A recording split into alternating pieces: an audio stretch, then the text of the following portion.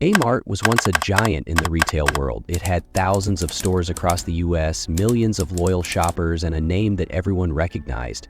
For decades, it was the go-to place for affordable shopping, but today, it's barely hanging on. From over 2,400 stores at its peak, now only a handful remain. A company that once ruled the retail industry is now a fading memory. So what happened? How does a business go from being a market leader to almost completely disappearing? Was it bad management, tough competition, or did Kmart simply fail to keep up with the changing times? While Walmart and Target evolved, Kmart made mistake after mistake until it was too late. This is the untold story of Kmart's shocking decline and the critical lessons businesses can learn from it. Let's break it all down. The rise of Kmart. Kmart's journey began in 1899 when Sebastian Sparing Kresge opened a small 5-and-dime store in Detroit, Michigan. His business model was simple but powerful: offer quality products at extremely low prices. This idea resonated with American shoppers, and by 1912, the SS Kresge Company had grown to 85 stores, generating over $10 million, 0 cents in annual sales. Kresge's strategy of making everyday essentials affordable to the masses laid the foundation for what would later become one of the biggest retail empires in US history.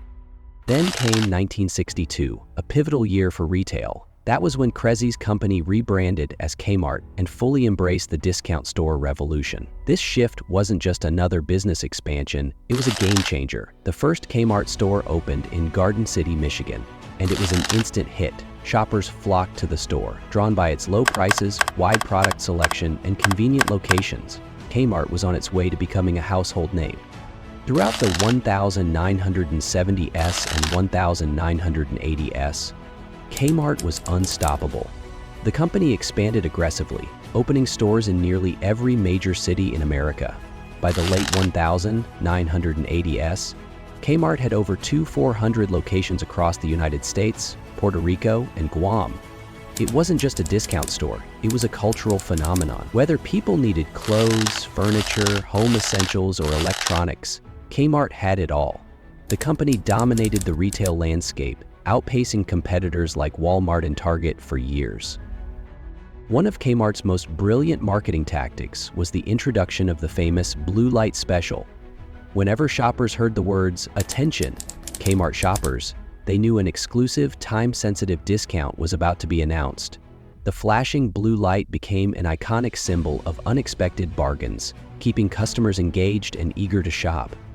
This kind of marketing built customer loyalty and made shopping at Kmart feel exciting and unpredictable. But despite its dominance, trouble was already brewing beneath the surface. While Kmart was enjoying its peak, competitors were evolving, customer expectations were changing, and retail was entering a new era. Unfortunately, Kmart failed to see the warning signs, and the cracks in its foundation were about to turn into a full-blown collapse. The beginning of the end.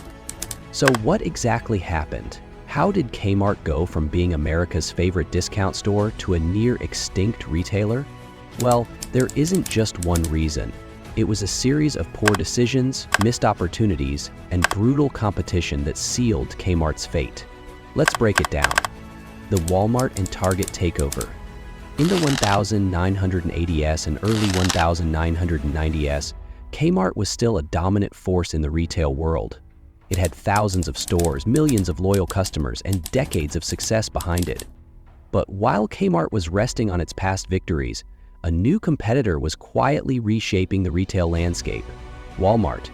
Unlike Kmart, Walmart wasn't just focused on selling products, it was focused on efficiency, innovation, and aggressive expansion. With an advanced supply chain, low operating costs, and a relentless push for lower prices, Walmart was rapidly gaining ground, and Kmart wasn't prepared for the challenge. Walmart's biggest advantage was its superior logistics and inventory management. It invested in cutting-edge technology that allowed stores to track inventory in real time, ensuring shelves were always stocked with the right products. This reduced waste, lowered costs, and gave Walmart a major price advantage over Kmart. In retail, where even a few cents can make a difference, Walmart's ability to undercut competitors on pricing was a game changer. Meanwhile, Target was also rising, but it took a different approach. Instead of trying to compete with Walmart on price, Target positioned itself as a trendy, stylish, yet affordable shopping destination. It attracted a younger, more fashion-conscious audience, further pulling customers away from Kmart. This left Kmart in a dangerous position. It was stuck in the middle. It wasn't cheaper than Walmart, and it wasn't trendier than Target. It had no strong brand identity, no clear advantage, and no compelling reason for customers to choose it over the competition. Slowly but surely, shoppers started drifting away. Instead of adapting to this shifting retail landscape, Kmart continued operating as if it was still the 1970s, failing to innovate, modernize, or differentiate itself. And as history has shown, retailers that fail to evolve are doomed to decline. Poor management and financial mistakes. Kmart made one of the worst mistakes in business: overexpansion. In the 1990s, instead of improving its existing stores, it focused on opening hundreds of new locations. But many of these new stores were in bad locations, and they weren't profitable. At the same time, Kmart was wasting millions on poor business deals. For example, in 1990, Kmart bought several unrelated businesses like Borders, the Sports Authority, and Builders Square. These acquisitions drained Kmart's finances, distracting the company from fixing its core business. And then came the disastrous CEO decisions. In 1995, Floyd Hall as CEO, hoping he could turn things around. But instead of modernizing the stores and improving operations, Hall focused on rebranding and expensive advertising campaigns, none of which helped fix Kmart's deeper issues.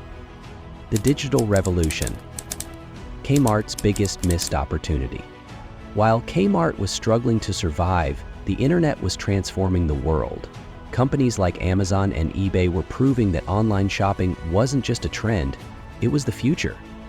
Consumers were shifting to digital, and retailers that adapted quickly secured their place in the new era of shopping. Walmart and Target saw the change coming. They invested heavily in e-commerce, built strong online platforms, and streamlined their supply chains to meet the growing demand for online shopping. But Kmart? It barely made an effort. Instead of embracing the digital revolution, it stuck to its outdated strategies, assuming physical stores would always be enough. By the time Kmart finally tried to catch up, it was too late. Amazon had dominated e-commerce, and Walmart had solidified its digital presence. Kmart had missed its biggest opportunity, and in the fast-moving world of retail, falling behind meant falling apart. This failure to adapt sealed Kmart's fate, proving that ignoring innovation is the quickest path to extinction. The 2002 bankruptcy and the Sears merger disaster. By the early 2000s, Kmart was in serious trouble. It had billions in debt, failing stores, and declining sales. In 2002, Kmart officially filed for bankruptcy, a shocking downfall for a company that once ruled retail. But just when things couldn't get worse, they did. In 2005, Kmart made a bold and highly controversial move. It merged with Sears. The idea was to create a retail powerhouse that could compete with Walmart and Target. But instead, it merged two struggling companies, making things even worse. Sears had its own set of problems: outdated stores, declining sales, and poor management. Instead of saving Kmart, the merger dragged both companies down faster. The final collapse. Where is Kmart today? After the disastrous Sears merger, Kmart's downfall became unstoppable.